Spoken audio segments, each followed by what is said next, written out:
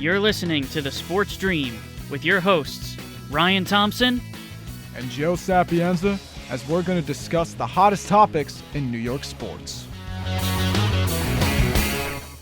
Hey everybody, we are here once again. This is The Sports Dream. I'm Ryan Thompson alongside Joe Sapienza. Hello. We are here talking about all your favorite New York sports teams. And we have part 2 of the New York Mets sports dream and what they can do to build their team over the next few seasons. But let's start with what's going on right now in New York sports. The New York Yankees in the ALCS against the Houston Astros. And this series has pretty much been as advertised and more. It has been phenomenal baseball. I've said all along that I believe this is really should have been, if playoffs were done any differently, should have been the World Series. I agree. It's been a great series so far, and also on top of that, on the National League side, it makes up for the sweep of the Nationals because that series sucked. It did. It did.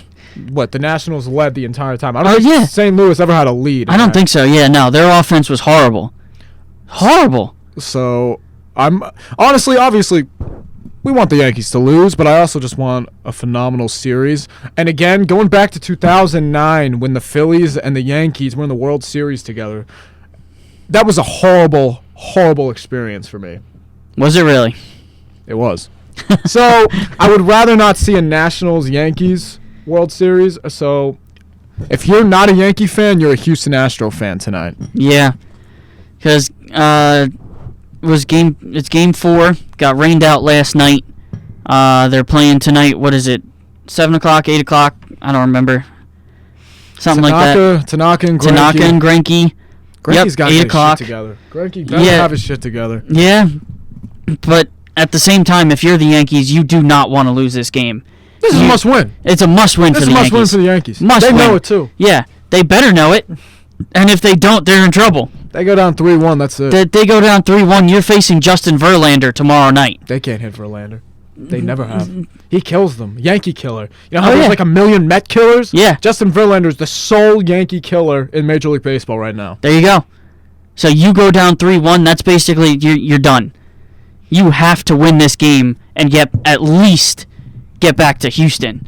And you know those Yankee fans, they're going to be screaming. It's going to be a tough environment for the Houston Astros tonight. However, that's nothing new for them. It's the Astros. It's nothing new for them. The classiest yet most talented team put together all around pitching-wise, defensive-wise, offensively. They're just phenomenal. And it goes back to their manager. I expect the Astros to win this series in 6 games. 6 games? I got it in 6. You think it's going to go 6? I got it in 6. I hope they ended in 5. Because I was going to say that would, they would win tonight if it was going to go 6 because this would be the game that they would win. They would win. It goes 6. Yeah. Because after that, you figure you got Justin Verlander and Cole, and then you're going to be facing Garrett Cole again. It's over. You got no shot at that. And then it goes to the World Series. So I mean, Yankees, do still have a shot, but it's a tall task. Definitely.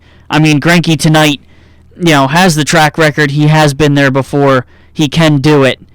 It's just a matter of he's been struggling, and, we'll see what you get out of him. But, Tanaka for the Yankees has pretty much been their best starter so far and that's in the playoffs. That's the thing. Because you can say what you want about Tanaka in the regular season. In the postseason, he's like Cy Young for whatever reason. Yeah. I never thought he was a great pitcher. I thought he was mediocre at best. At this point, the Yankees need Tanaka to at least go 6. Yeah. And then Adam Ottavino, didn't he give up a home run? Or he's been struggling, Adam Ottavino, think so, in the last game? Yeah. The bullpen needs to get it together because the Yankee bullpen is one of the best aspects of the team itself. It is. And if the bullpen is no bueno, then the Yankees' shot at going to the World Series is no bueno. Is gone. Yeah, pretty much. Let's hope they lose. Well, that's coming from 2 Mets fans, no less, so remember that. But LGM. Speaking of the Mets, they are still in search of the next manager. I know, Joe, you had just said that Joe Girardi is now the top prospect for the Phillies managerial position, which That's a problem. yeah, that's a problem to me because That's a huge issue. now the Mets are going to go with another guy that has no managerial experience. Like, look what just happened with Callaway. They thought he was going to come in and be the guy, had no managerial experience. All right, did he do better this year? Yeah. They won more games. It looked like he had a better idea of things that he was doing, but he still did not. He still wasn't great. I did see an article headline a few days ago, didn't read much into it, that, the Callaway firing was bigger than just wins and losses. I'm sure it was. They didn't respect him. No. They didn't respect players. He's an idiot. Yeah, the players didn't seem to, think about it. Look at the team they had. And the guys that didn't perform. This could have easily been a 95 win team in the playoffs. They blew so many games. And it all goes back to, listen, I will give 5 games off the top of my head. Granted, I'm a fanatic and I watch every game. But remember the 8-3 game against the Dodgers in April, where they blew it in the 9th. They gave up 6 runs. Oh, yeah. Diaz gave up 2 home runs or something. Yeah. The game-winning hit from Max Muncy. Yeah. 1. Yeah. All right. 2, the September game to the Nationals. Yep. Kurt Suzuki. Kurt Suzuki. Of all people, Kurt Suzuki on that team. The Cardinal doubleheader. Do you remember that? Where Pete Alonso told the umpires to keep the tarp off the field. Yeah. Let's play. And they ended up losing. And then they lost both games. Yeah. They lost both games. Yeah, I remember that. So give me 4 of those wins. 86 plus 4 is 90. 90 win team. They were down by 3 games. They would have been in the playoffs. That's a postseason team. Yeah. They're in the wild card game. And that's just 4 games. And that's just 4. Out of plenty other ones they had shots at the end when Edwin Diaz was giving up home runs. And I see articles on Twitter saying that they could fix him. No, you can't fix him. He is a lost cause. He's mentally in his head. Ship him off on an island. I don't want to see his face anymore. And it's a shame because he's going to be back next year. Yeah. And this whole narrative is just going to stay the same. And if Beltran's the coach, listen, I love Carlos Beltran. What he did for the Mets, one of the best position players of all time in a Met uniform. Yeah. He can't manage. He can't. Right? I mean, you like to think that, it's like a nice story. You know what I mean? And it's great because he played for the Mets. Yeah. He's worn the orange and blue before. But at this point, we need someone. You need somebody that's had managerial experience before. Thank you. This is some rocket science. Yeah. You're going to go through the same thing again you just did with Mickey Callaway, who had no managerial experience. He was horrible. And great pitching coach. Yeah. Great pitching coach in Cleveland. Horrible manager. Yeah. Horrible manager. All right. So things went, beyond the wins and losses, whatever. But you need somebody with more managerial experience than somebody who's never done it before. And that is why Joe Girardi is perfect. He expressed his interest on live TV when he was doing the ALCS. Yeah. Holy moly. All right, well, we got a lot more to get here, too. We could go on about this for a lot longer, but we need to move on. Let's get to some football here. I don't want to talk about it, but... Oh, here we go. We have to because it's New York sports, and it's the New York Jets. Yes, sir. Yeah, good for them, I guess. If I have to say it, good for them, fine. But how do the Cowboys lose to the Jets? This is why. I get that Sam Darnold came back. I've been saying all along I think Sam Darnold is going to be a good NFL quarterback. He's going to be a good quarterback. But Dallas Cowboys are supposed to be competing for the NFC Eastern Division Championship. How do they lose this game? The NFC East, wait, listen, Ryan Thompson. It's turning into a dumpster fire. I understand your frustration, your pain.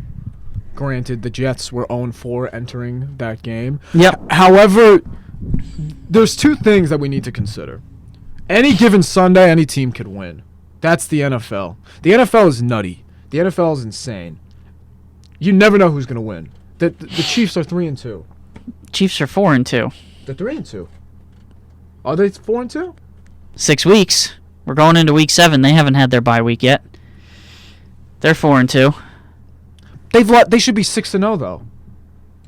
You know what I mean? Yeah. They've lost to the Colts and the Texans, right? Have they though? Or did the referees win those games? Dun dun dun.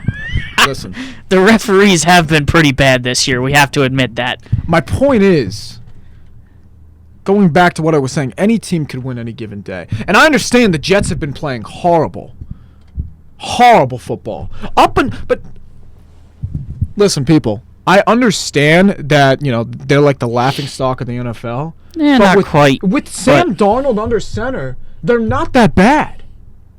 They're he has such a nice touch on his throws, and he is incredibly composed in the pocket. If the offensive line can hold up, they could shock the world on Monday night and beat New England.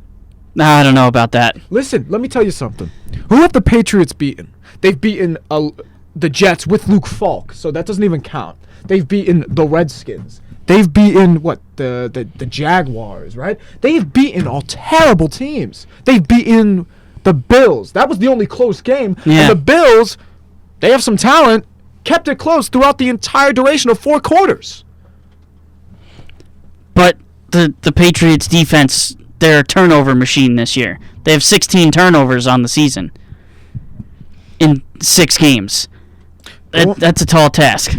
Going back to what I was saying, any team can win on any given day. Listen, the Jets may not win the game, but it's going to be close. I don't think they're going to get blown out. And it's in New York. We're not going to Foxborough. They're coming to us. Yeah.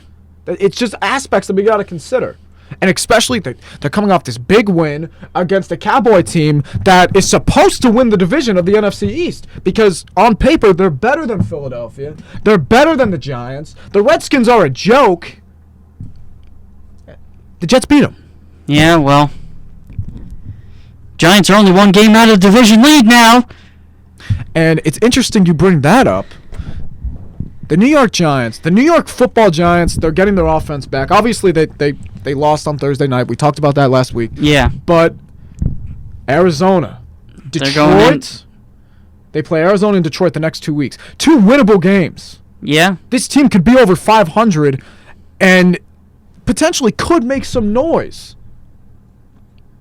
True. What do you think? I've been talking a lot. I mean, it really comes down to health. Honestly, it did. Will they have Saquon and Evan Ingram back for this game?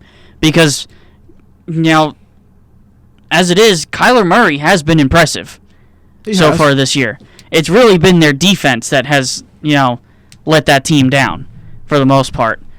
David Johnson has had a, bounce back year. He's been good. Fantasy team. Yeah. But it's going to come down to, at this point, can the Giants' defense hold up? Because the Giants' defense has not really held up at all this year. Even in their wins. Think about even in their wins, the defense has not been good. Especially the secondary. If you see here, people, you can't see this, but I'm just going to tell you. So, the Giants play Arizona, Detroit, and then on November 14th, play the Dallas Cowboys. November 4th. Oh. November 4th. November 4th. I'll be at that game. I apologize. Not November 14th. I'm sorry. Point is, oh, you'll be at that game. I will be at that game. Oh, boy. So, that could be a game ultimately could decide who's in first and who's in second, depending on how well the Philadelphia Eagles play. But who would have thought that in November the Giants would even be in this position? You got the Cowboys and the Eagles to thank for it. I'll tell you that much. Nobody wants to win this division. Nobody. Do they ever? No. Well, it was a dumpster fire last year too, was it not? Well, think about it like this, though. What about the year the Cowboys won 13-3? Whatever happened to that team? I don't know. Philadelphia Eagles, they won the Super Bowl. And Nick Foles isn't there anymore. Nick Foles isn't there anymore. And I bet you this. I'm going to bet my bottom dollar on this, people, that Carson Wentz, he's going to be hurt. He's going to be hurt or injured by season's end. I promise you that. That offensive line that the Philadelphia Eagles have is going to kill him. Yeah. Their offensive line has really been declining the last few years. But it's just crazy, dude. It is crazy, but still got a lot more to talk about. Let's move on. Let's talk a little hockey here. The Rangers have a game coming up against the Devils tonight, Thursday, October 17th. I believe puck drop is at 7 o'clock, most likely. But this is it. First matchup. Number 1, number 2 picks in the last draft. Jack Hughes, Capo Caco. This is it, and this is now finally time for the Rangers to get rolling because they had the weirdest, just most ridiculous opening, first 2 weeks of a schedule I've ever seen. Because they had 2 games first week of the schedule. They won those games. They had 6 days off. They had a whole week until they lost to the Edmonton Oilers last Saturday. And now they've had another 5 days off. So they've literally played 3 games in a matter of 2.5 weeks. That is absolute insanity. Because not only is it annoying for the players... Yeah, that's annoying for everybody. But it's annoying for the fans. Yeah. Because when hockey season approaches, everyone's excited, and especially with the talent the Rangers have this year. And especially, the Rangers have one of the most loyal fan bases in the NHL. All of sports. Not even just the NHL, in the world. And when you're telling me that they have 3 games... in 17 days. In 17 days, it's a kick... to the what are these called? To the cojones. To the how do you say it? Cojones. Cojones. Yeah. Cojones. Oh yeah. I'm just gonna say nuts. It's a kick to the nuts. It's a kick. It is. Because you're incredibly excited to watch your team play for the first. Yeah. A lot of hype coming into this season. A lot of young guys coming in. Scott Rickey. Scott Rickey's a fanatic about the Rangers. Oh yeah. He's been expressing his irritation towards the schedule. Yeah. And I think all Ranger fans feel pretty much the same way. Absolutely, yeah. Because think about it, the Oilers are a good team. They were, on a roll. The Rangers essentially came in cold to that game, having 6 straight days of, all right, yeah, you practice, but how much does that? Yeah, how much does that really do for game time situations when you're coming into a team? The Oilers were on a 4-game winning streak to start the season. You got a player like Connor McDavid coming in. The boy. And, at the same time, some questionable decisions by, Coach David Quinn not putting number 1 defenseman Jacob Trouba against the McDavid line for a lot of that game. But still, you're coming in essentially cold, having an entire week off, not playing a single game to a team that's rolling. That's tough. And I don't understand how or why something like that happened. I don't think other NFL teams... My friend is calling me. He's an idiot.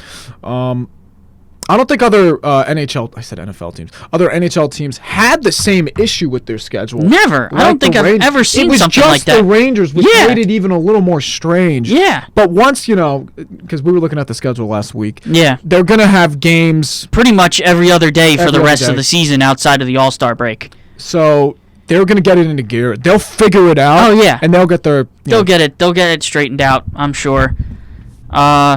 Islanders having a bit of a tough go of it so far this year. Yeah, I don't know what's up with them.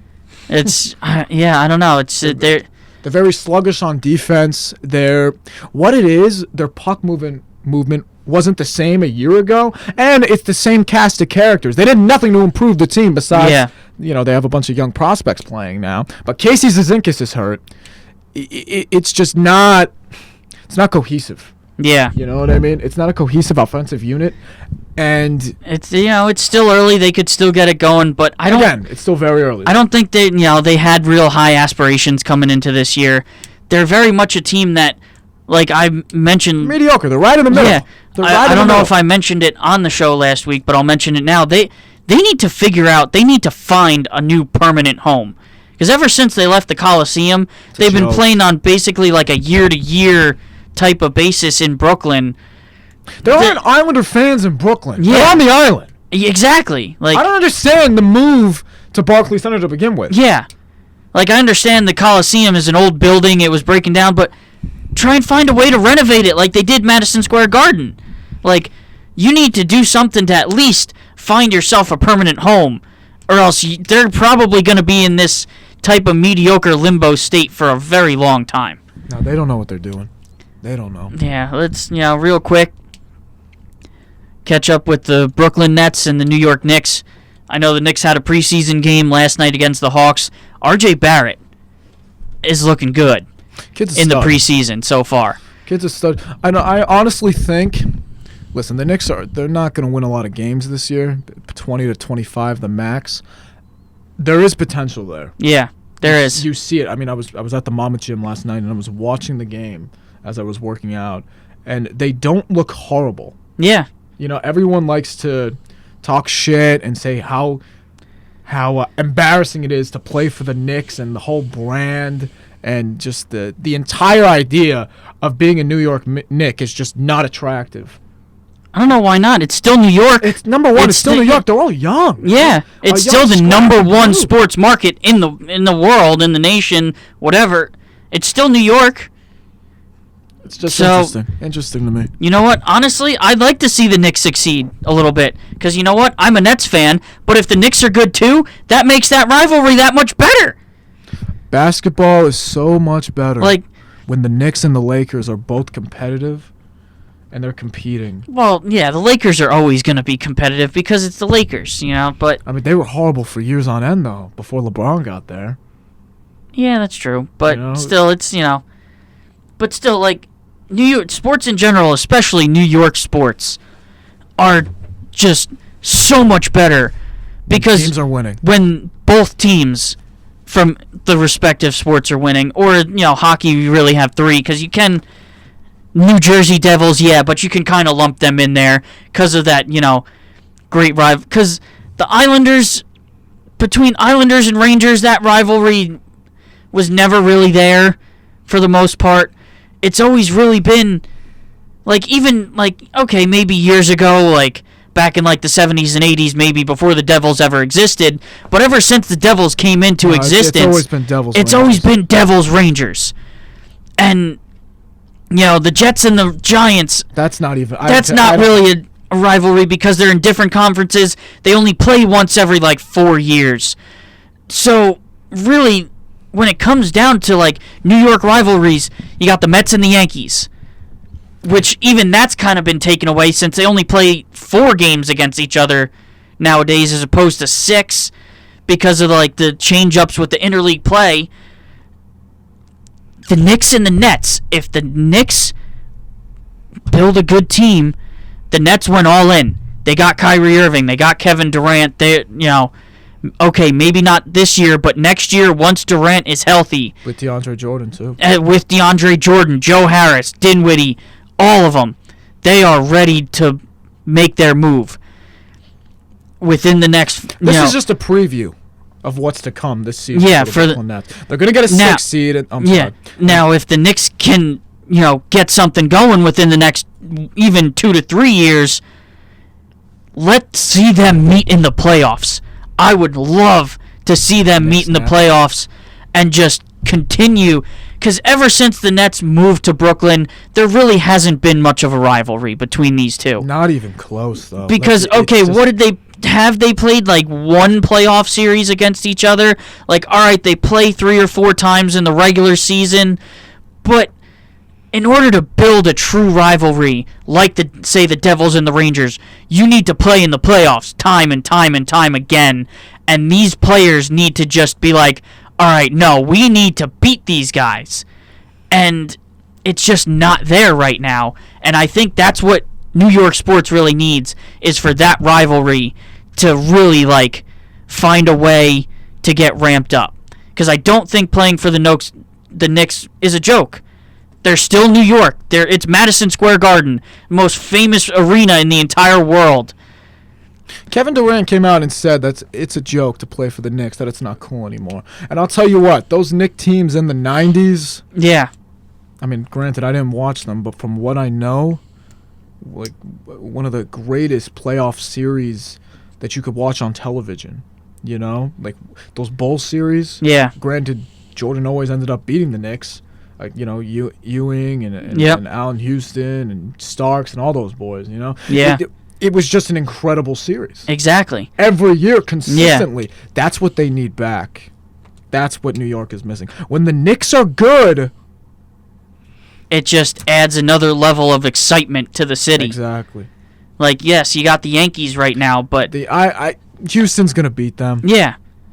So, like, you need somebody else to just take the flag. Take that flag and get it going again. Like, the Nets could start that this year, but again, you bring that into Knicks and Nets, then we're talking. Oh my God! You know how explosive that series would be, or even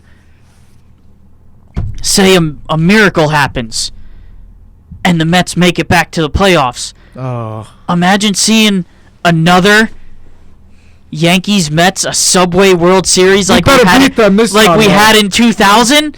Imagine seeing that again and what that would do. It's horrible because they had a lead in every game in that 2000 World Series.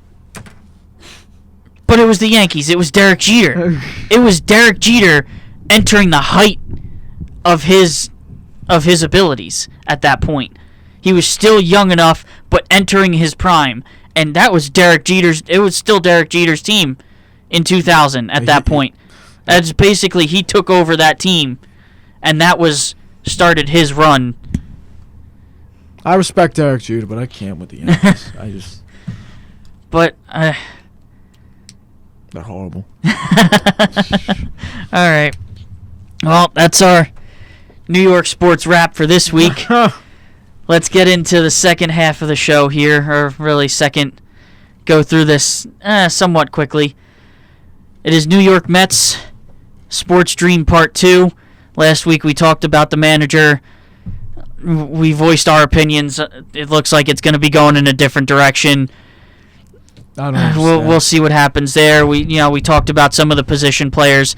Today, let's get into the pitching staff, because we know pretty much every major league ball club has to, at its core, have a good pitching staff if it wants to be successful.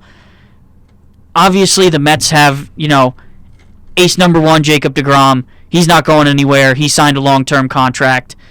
After that, what do you got? Listen to what I'm going to say. You got Syndergaard is arbitration eligible. One thing I will say about Syndergaard, he wants to be a New York Met. We know that. I believe they should try everything they can to keep him. Only thing is, he needs to figure out this, whatever issue or attitude he has going on with who he wants to be his catcher. Because I'm sorry, but I just don't really think there's any room for that. Like, the starting catcher is Wilson Ramos. You're going to be pitching to him a majority of your starts. Figure things out. I remember seeing a video online. I forget, somebody had mentioned that dispute between, or whatever it was, between Syndergaard and the Buffalo earlier in the season when Syndergaard kind of had concerns about pitching to him. And I think I had either seen something on, I think it was like a clip from like Sunday Night Baseball. I want to say it was Alex Rodriguez I saw had said it. Could have been someone else. I could be just mistaken. But I'm thinking it was Alex Rodriguez said, go out to lunch with him. Syndergaard and Ramos, go out to lunch and talk baseball, talk the game, talk strategy, talk situations. He had mentioned, like, Ramos, like, take him out to lunch and just bring it up. Be like, okay, say this situation happens in this game. There's runners on second and third. This guy's at the plate, and it's a 1-1 count. What pitch would you like to throw? As opposed to what pitch I might call.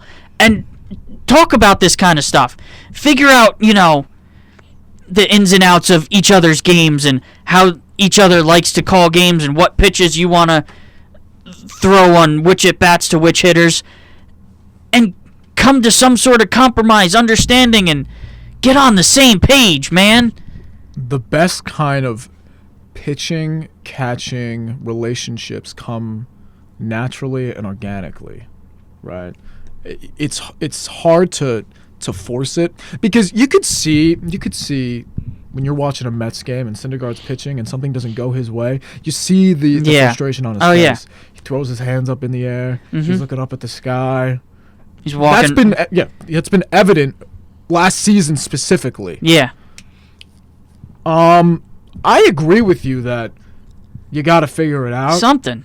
Yeah, because Ramos, he was a beast this season. Like, he's got to be in the lineup. Yeah. If I see Tomas Nido's name in the lineup 3 days a week, I'm going to be upset. He should be in the lineup 1 day a week. Yeah. The other 6, Wilson Ramos is in the starting lineup. Like, you understand Ramos is a little older, a day off here and there, but he is the starting catcher. He's the starting catcher. And he is with him in the lineup, you have the best opportunity to win the game. Yeah, because despite his struggles early on in the season, he got it together. He still ended up hitting, 290 on the season or so? He almost hit 300. He had the hitting streak, too. Like, he's your starting catcher. See, look at this idiot. So, when you pull up the Mets roster on Google, right, here's everybody. Here's Conforto smiling, Wilson, Jed Lowry, straight face. Look at Syndergaard. What is that? Let me see it. He's like Goldilocks with his hair, bro. I just don't understand. Listen. But when he's on, he's great. He's great. He could throw he could throw a shutout any day of the week. He's great. If he's on. This is what I'm going to say. Because we were talking about pitching. Syndergaard, he's got to figure it out. He's got to figure it out. He's got to get his shit together. Corey Oswald. I never want to see his face. Get him out of here. Chris Mazza. Do you remember him? Yeah. Chris Mazza. And another game that he blew specifically. Yep. There were a couple of them, yeah. The 16 innings. No, was it 16 innings? Against the Giants? Yeah. Oh, yeah. I stayed up till 2 in the morning to watch that game when Alonso hit the home run. And then this idiot blew it in the next inning, and I went to sleep at 2:30. It was like 16 innings or something. Yeah. I remember that. That's another win that I should have had. Yeah. I want Paul Sewald. Gone. Get him out of here. He's garbage. Walker Lockett, go away. I'm Walker Lockett. You like Walker Lockett? Because they need starting pitching depth. I would see him as like a number 6 guy, spot starter if they need him, because he did have some strong starts this season. He had some weak points, but he did show some promise. So he is a guy that I would keep around just because at this point the Mets need starting pitching depth. What about Gesellman? What do you think about him? At this point, I like him better in the bullpen. So you say they keep him? I keep him in the bullpen, yeah.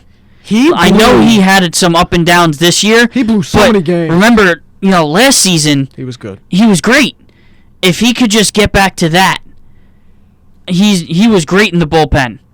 Do you remember when they made the run of the wild card in 2016? It was Lugo and Gesellman that got them there. Yes. That got them to the playoffs. Yeah. And Gesellman, all right, another guy you could use as a spot starter if you needed, something like that. But at this point, I think he works a little better in the bullpen just because he could open it up a little more. He can let loose on the fastball a little bit more. Because remember, that second year he came in as the starter, what was that, 2017? 2017. He was horrible. Or no, it was 2016 was his first full year as a starter. He was horrible. And then 2017, 2018 in the bullpen, he was phenomenal. And then this year, he fell off a little bit. But that's the thing with, bullpen pitchers have so many ups and downs like that. That's just kind of how bullpen careers work, almost. So Gesellman, I would keep. I would keep him in the bullpen. Again, another piece for, starting pitching depth if you needed, if somebody got hurt and you needed somebody to plug a spot, he could be that guy. But what do they do to improve this team? Because you give me 6, 7, 8 more wins. Yeah, you're in the playoffs. They could be playing right now. Yeah. I don't know, because you went out and got Marcus Stroman. I really like that move. I do too. He wasn't, great during the stretch run, but in all the starts he was in, he grinded a lot, got through it. I think he's arbitration eligible, but I think they bring him back. 2 big names, really, we got to, talk about, other than, finding bullpen guys. Zach Wheeler. Are they going to re-sign him? Do they try to re-sign him? If not, where do they go? Looking at it like this, on how you put together a 40-man roster, and specifically a 25-man roster for opening day, what moves can you improve the team and get them to the postseason and get them? All they need is 6 or 7 more wins. Yeah. Realistically. So what they need to do, I think, compared to the other alternative pitchers that are out there, that are going to be out there when the playoffs end and when free agency begins, re-sign Zach Wheeler. Yeah. Right? If he's your number 4 starter, or behind DeGrom, Syndergaard, And Stroman? Come I'll on. take that. And then you have Matz. Matz too. is number 5, and look at the numbers he put up when Wilson Ramos was behind the plate this year. He was great pitching to Wilson Ramos this year. Steven Matz had a very good season this year. He did. For a number 5 starter? For a number 5 starter, I'll take Come on, that. I'll take him. Long Island kid? Like, come on. But what if they drop Gazelman and we bring in Keuchel? Ooh. See, those are the kind of moves that improve the team, that get them to the playoffs, man. But then is that dumping Zach Wheeler? Listen, we're in New York City. We can make that move. The Yankees sign everybody. Yeah, but the Yankees have a lot more money They than have the a lot Mets more do. money than the Mets do. But what are the Mets? Like, out of 30 teams, what are they, 6 on the payrolls? 5? Something like that. Let me look it up right now. But that's the thing. Every year they're always talking about the payroll. They want to keep the payroll under this much money because it's the Mets. We all know this. All Mets fans know this. I think if they want to make the playoffs, if they want to sell all those tickets, make a bunch of money, come up next October, bring in Dallas Keuchel, bring in Zach Wheeler. Better yet, because Garrett Cole's going to be a free agent too, dump Wheeler, dump Keuchel, bring in Garrett Cole. And those are the kind of moves that championship teams How much money are you going to have to pay Garrett Cole? He's going to be looking for like $30 million a season. Well, here's the deal. You're not making a bunch of moves, right?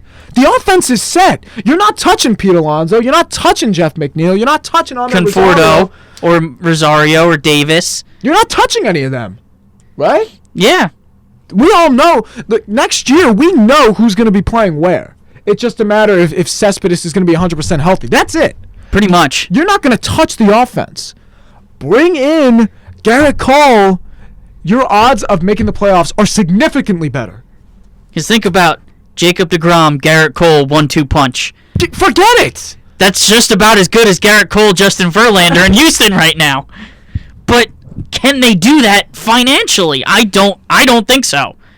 I don't think that's a move they could financially make right now, or really ever.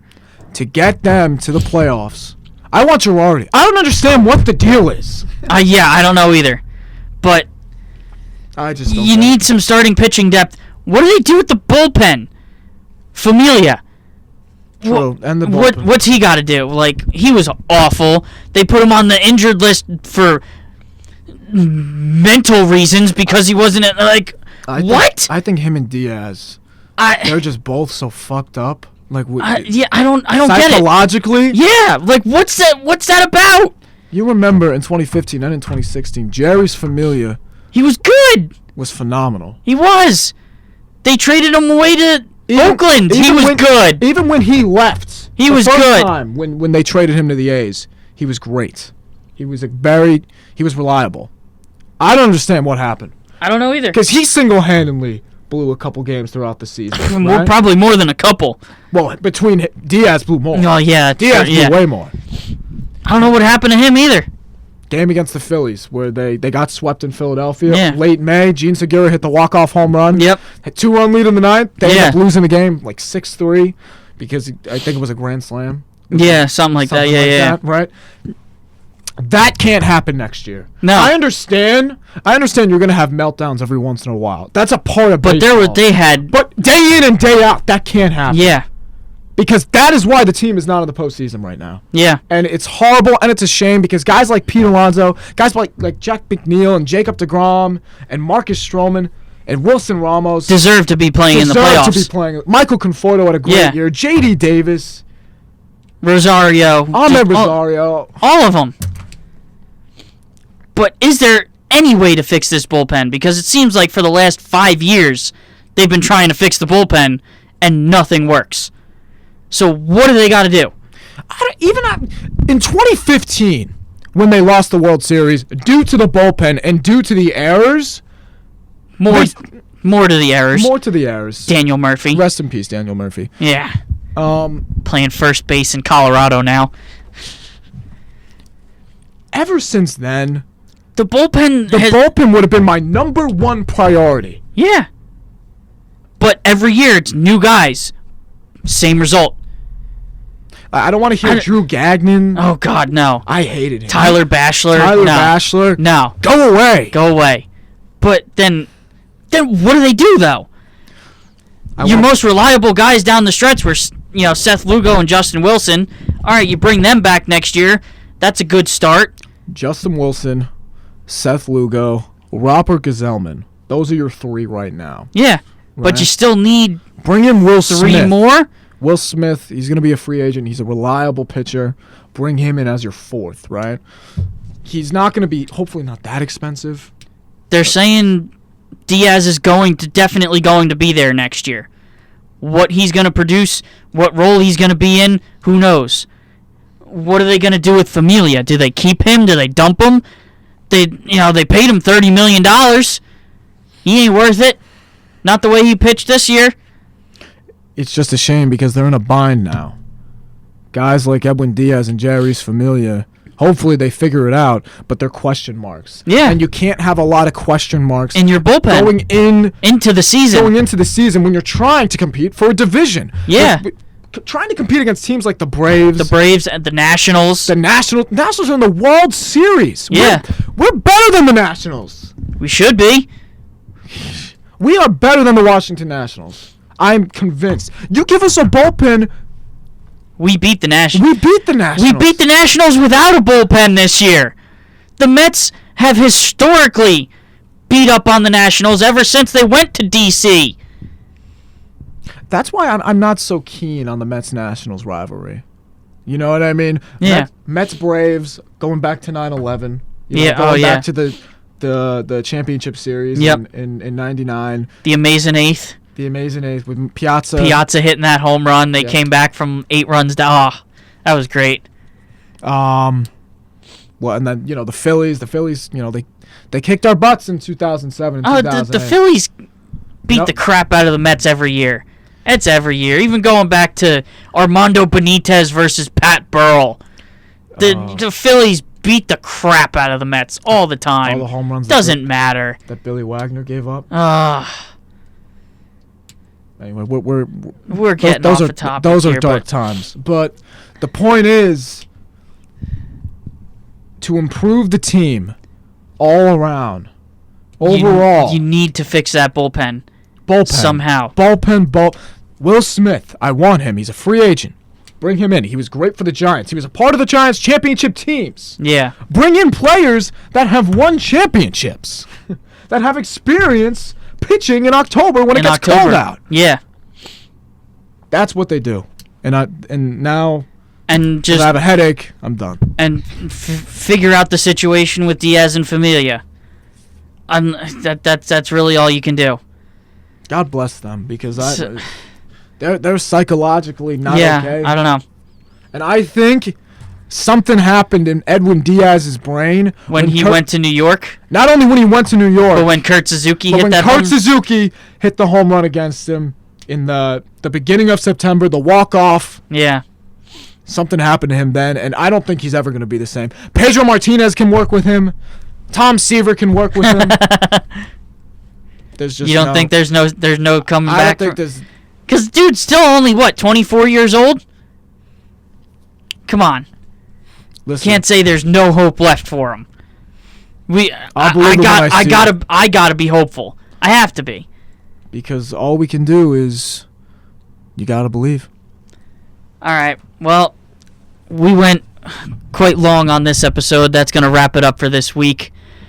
I believe we're going to take a week off next week because,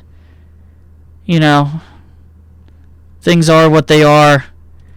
And maybe we'll come back. Well, maybe we'll be back next week, maybe the week after. We'll see how things shake out. But who should we go to next? Stick with baseball? Nah, Yankees are too easy. Who would be difficult? Next episode, let's start with the Giants. How about we do that? We can do Giants See where the football. Giants have to go. So, look out for it. We're going to be posting on Facebook. I'm We'll be going to signing try and, autographs Yeah. after this. I'm going to try and get it up on Spotify if I can figure that out. We're going to be doing some promotion. Please help us get this thing off the ground. Let other people know. It's on Facebook. There's also a website you can go to, podcast372.com, and click the link through there to the website. Like I said, I'm going to try and see about adjusting our logo to get it up on Spotify also. But like I said, we'll either see you next week or within a couple weeks. Signing off, I'm Ryan Thompson. I'm Joe Sapienza. And this has been The Sports Dream. See y'all later.